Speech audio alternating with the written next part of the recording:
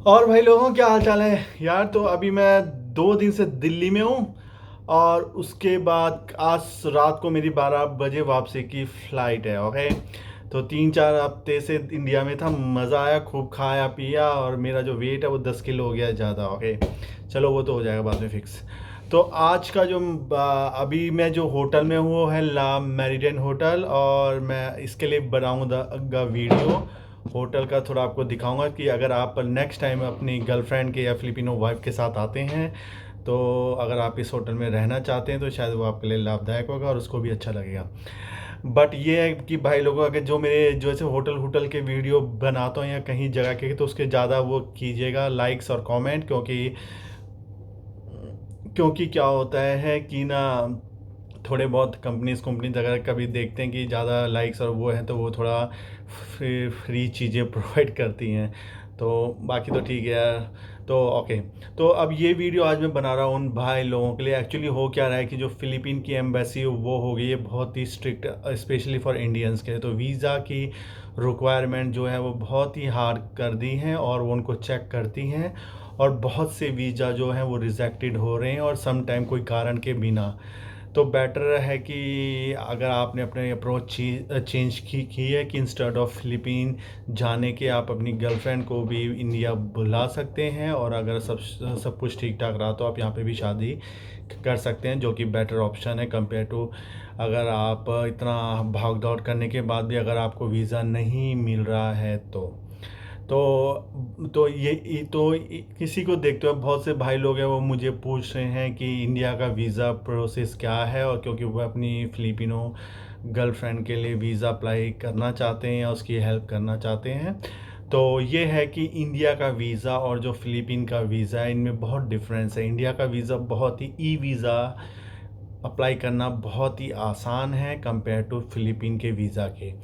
और आपको एक बात बता दूं कि हर कंपनी का वीज़ा प्रोसेस डिफरेंट होता है, रिक्वायरमेंट डिफरेंट होती है। तो अगर आपके लिए फ़िलीपीन का वीज़ा अप्लाई करने के लिए इनकम टैक्स वो मांगते हैं, बैंक स्टेटमेंट मांगते हैं और बहुत से पेपर मांगते हैं, इंडिया का वीज़ा अप्लाई करने के लिए वो पेपर की ज़रूरत नहीं है। इंडिया का ई वीज़ा अप्लाई करना बहुत ही सिंपल है। India visa online dot government in की वेबसाइट है, वहाँ पे ई वीज़ा का फॉर्म है, भरिए और अपने अनुसार आपको कितने कम से कम जो वीज़ा का टाइम जो है वो है 1 मंथ और ज़्यादा से ज़्यादा 5 साल। उसमें 3 सिलेक्शन है कि आपको किस तरीके का वीज़ा चाहिए, tourist visa, medical visa, business visa, और उसके बाद आपको कितने महीने और साल के लिए चाहिए। तो कम से कम 1 महीने का है, फिर 1 साल का है, फिर 5 साल का है, मल्टीपल एंट्री वीज़ा। तो मैं जो जो फॉर्म की जो लिंक का डिस्क्रिप्शन में रखूँगा, आप उसमें क्लिक कीजिएगा तो आपको वीज़ा फॉर्म दिखा देगा। तो आपको उस वीज़ा फॉर्म को भरना है। उस वीज़ा फॉर्म में जो आपकी डिटेल्स है पासपोर्ट में वो डालनी है, और उसमें और डिटेल्स भी पूछा गया है, जैसे कि जो वीज़ा अप्लाई कर रहा है उसका उसका उसके जो पेरेंट्स है और मदर पापा का नाम जो भी है सब, एड्रेस उड्रेस, और उसके बाद अगर वो जॉब कर रहे हैं तो जॉब की जो क्या है कंपनी का वो सब, और अगर उसके बाद जो सिलेक्शन है कि आपको कितने एक महीने का वीज़ा चाहिए या 1 साल का चाहिए या 5 साल का चाहिए, उसी के हिसाब से जो फ़ीस होगी वो होगी। बट वीज़ा का ये है कि आपको 1 महीने के अंदर अंदर इंडिया में एंटर करना है। उसके बाद अगर नहीं करते हैं तो आपका जो ई वीज़ा है वो कैंसिल हो जाएगा ऑटोमेटिकली।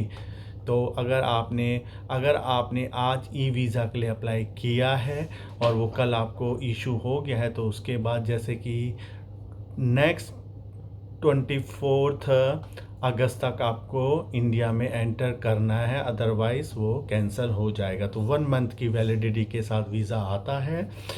और ओके, तो ये वीज़ा फॉर्म जो है बहुत ही सिंपल है, बेसिक इन्फॉर्मेशन है जो आपके पासपोर्ट में सब में होती है वो इन्फॉर्मेशन भरनी है, और जो अदर इन्फॉर्मेशन भरनी है उसके बाद आपको अपलोड करने हैं डॉक्यूमेंट्स, जैसे कि जो पासपोर्ट का डिटेल पेज होता है उसकी फ़ोटो लेके उसको अपलोड करना है, और जो फ़ोटो पिक्चर होती है जो पासपोर्ट फ़ोटो पिक्चर होती है वो अपलोड करनी है और उसके बाद सबमिट करना है। उसके बाद पेमेंट का ऑप्शन आता है। आपके जितने जैसे 1 महीने का वीज़ा की फ़ीस शायद से 700-800 है और उसके हिसाब से अगर 1 साल का है तो उसकी फ़ीस ज़्यादा होगी, 5 साल का होगी तो उसकी फ़ीस ज़्यादा होगी। मल्टीपल एंट्री है, तो आपको उसके जब आपका पेमेंट सबमिट हो जाएगा उसके बाद आपको 1 या 2 दिन के बाद आपका वीज़ा जो है ईमेल में आ जाएगा, जिसका प्रिंट आउट लेके आप अपने पासपोर्ट में लगा दीजिए। और जब आप इंडिया ट्रैवल करेंगे तो आप जब इमिग्रेशन में जाएंगे तो वो देखेंगे उसमें ई वीज़ा का आपका जो प्रिंट आउट है वो लगा होगा। अगर वो बेसिक क्वेश्चन पूछ सकते हैं कि आप किस लिए आए हैं तो उसमें बोल देना कि घूमने के लिए और फ्रेंड से मिलने के लिए आए हैं। ज़्यादा मत बोलना फियोंसे क्योंकि इंडिया में अभी भी जो ऑनलाइन रिलेशनशिप है कोई सीरियसली लेता नहीं है। तो और क्वेश्चन पूछेंगे तो सिंपल बनाइए कि हम घूमने के लिए आए हैं, फ्रेंड से मिलने के लिए आए हैं, सिंपल, नो प्रॉब्लम। ओके, तो इंडिया का वीज़ा बहुत ही सिंपल है, ज़्यादा पेपर रिक्वायरमेंट नहीं है। ओके, सो अनदर ये है कि बहुत से भाई लोग पूछ रहे हैं कि ट्रैवल इंश्योरेंस। देखिए, एक होता है कि जब आप किसी दूसरी कंपनी में जाते हैं, जो एक होता है कि जब किसी दूसरी कंट्री में जाते हैं और वहाँ पे रहते हैं तो वहाँ के लिए ट्रैवल इंश्योरेंस चाहिए होता है कि अगर कभी आप वहाँ पे रहते हुए हॉस्पिटलाइजेशन हो गए तो आपको जो ट्रैवल जो जो इंश्योरेंस ट्रैवल हेल्थ इंश्योरेंस होता है वो हेल्प होता है, उसको कहते हैं इंटरनेशनल ट्रैवल हेल्थ इंश्योरेंस। अब आजकल क्या है, कोविड है, तो कोविड में ये है कि जो भी एयरलाइंस हैं, जैसे कि अभी मैं आया था थाई एयरवेज़ में, तो अगर आप थाई एयरवेज़ में फ़्लाई कर रहे हैं तो वो आपका ट्रैवल कोविड इंश्योरेंस मांगते हैं। मींस जिस डे आप थाई एयरवेज़ के प्लेन से फ्लाइट ट्रैवल करेंगे उसी दिन का इंश्योरेंस आपको चाहिए होता है। तो इससे just 1 day insurance. Same air Asia भी अगर आपसे ये मांगती है, अगर आप मलेशिया के थ्रू आ रहे हैं, वो भी आपका ट्रैवल कोविड इंश्योरेंस मांगती है, तो वो सिर्फ 1-2 दिन के लिए ही मांगती है, जिस दिन आप प्लेन से ट्रैवल करेंगे, कि अगर आपको फ्लाई करते हुए कोविड हो गया तो आपकी इंश्योरेंस कवरेज में आ जाएगा। ओके, तो आप एक्स की इंश्योरेंस वेबसाइट में जाके एक दिन से लेके 7 दिन का इंश्योरेंस ट्रैवल इंश्योरेंस कर सकते हैं।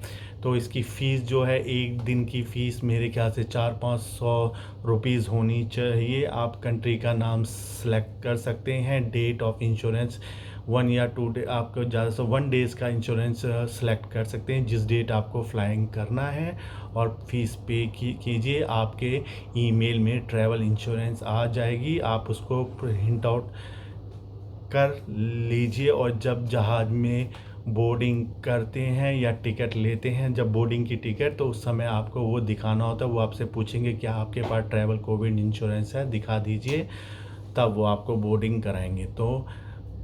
तो ये नहीं है कि आप इंडिया में अगर 1 महीना रह रहे हैं तो आपको 1 महीने की ट्रैवल इंश्योरेंस, ये इंडिया के लिए इंश्योरेंस नहीं, ये नहीं है। एयरलाइंस अपने लिए इंश्योरेंस मांगती है जिस दिन आप उनके प्लेन में बोर्ड करते हैं। ओके, तो ये है, तो आपको पता हो गया कि ट्रैवल कोविड इंश्योरेंस क्या है जब एयरलाइंस मांगती है। अदरवाइज़ इंडिया में ट्रैवल करने के लिए अभी कोई भी कोविड इंश्योरेंस की ज़रूरत नहीं है। सेम फ़िलीपीन में भी ये भी मैंडेटरी नहीं है। अगर आपको 2 वैक्सीनेशन लग चुके हैं और एक बूस्टर शॉट लग चुका है, बट अगर आप चाहते हैं आप अपना Covid insurance, international Covid insurance करवा सकते हैं, कि अगर आपको इंडिया में रहते हुए या फ़िलीपीन में रहते हुए कोविड हो गया तो वो कवरेज में आ गया। बट एयरलाइंस का जो ट्रैवल इंश्योरेंस होता है वो सिर्फ 1 डे के लिए होता है, जिस दिन आप उनके प्लेन में सफ़र करते हैं। तो आपको क्लियर हो गया होगा कि क्या है। Okay, so one more point मैं ये कहना चाहूँगा कि बहुत से भाई लोग जो हैं वो अपनी फियांसे गर्लफ्रेंड को इंडिया बुला रहे हैं, जो कि ठीक भी है, अगर जो अच्छा भी है, बट प्लीज़ रिस्पेक्ट ये है कि अगर आप उनको प्यार करते हैं, अगर आप वो ऑनलाइन रिलेशनशिप को सीरियस लेते हैं तो प्लीज़ रिस्पेक्ट, ये ना हो कि आप जब अगर वो इंडिया आए तो आपने जो कुछ कहा वो उसके अपोज़िट हो। क्योंकि बहुत सी बारी केसेस ऐसे हुए हैं, मेरे 1-2 फ्रेंड्स हैं जो फिलिपिना हैं, उनके साथ ऐसा हुआ है कि वो बहुत सालों से इंडियन गाय के साथ चैटिंग ऑनलाइन डेटिंग में थे, और जब उन्होंने इंडिया ट्रैवल किया तो जो उन्होंने कहा था इंडियन बॉयफ्रेंड में वो उसके अपोज़िट था। तो बेटर है कि अगर आपकी फैमिली अगर आपके के वो रिलेशनशिप के प्रति एग्री नहीं है तो बेटर है कि पहले एग्री कीजिए, उनके साथ बात कीजिए और उसके बाद ही अपने वो रिलेशनशिप को आगे बढ़ाइए। सो ये ना हो कि जब आपकी गर्लफ्रेंड इंडिया आए तो वो उसको लगे अजीब कि आपने जो कहा था उसके सब अपोज़िट है और कुछ ऐसा नहीं है, तो वो सही नहीं होगा। और सेकेंडली ये है कि बेटर है कि एक बारी तो ऐसा हुआ है कि मेरी जो फ्रेंड है फिलिपिनो, वो इंडिया गई और उसका बॉयफ्रेंड की डिफरेंट स्टोरी थी, और जब वो वापस आई तो शी बिकम ए प्रेग्नेंट। और उसके बाद ये हुआ कि जो जो लड़का था उसने ऑनलाइन सब कुछ अपना जो भी था ब्लॉक कर दिया। तो ये बहुत सैड है, आप अपनी कंट्री का नाम भी बेकार कर रहे हैं और दूसरे की जो लाइफ है उसको भी स्पॉइल कर रहे हैं। तो अगर आपकी फैमिली से एग्री नहीं है और आपको श्योरिटी नहीं है कि आप वो इस रिलेशनशिप को वो रिलेशनशिप में कर सकते हैं, तो बेटर है कि कि इसको ज़्यादा खींचिए मत, और ज़्यादा भी जो छुपाने की चीज़ें उसको छुपाइए मत। तो आफ्टर ऑल आप पे डिपेंड है। तो आई होप कि ये मेरा जो वीडियो है ये हेल्पफुल होगा। अगेन जो इंडिया का वीज़ा है वो बहुत सिंपल है, मैंने लिंक जो है वो डिस्क्रिप्शन में दिया हुआ है, तो उस लिंक में जाके आप देख सकते हैं फॉर्म और एवरीथिंग। और 20 मिनट में फॉर्म भर भर के अप्लाई करके आप इजीली इंडिया का वीज़ा ले सकते हैं। तो आई होप कि ये वीडियो आपके लिए लाभदायक हो। तो do same, like my video and subscribe my channel. Have a good day.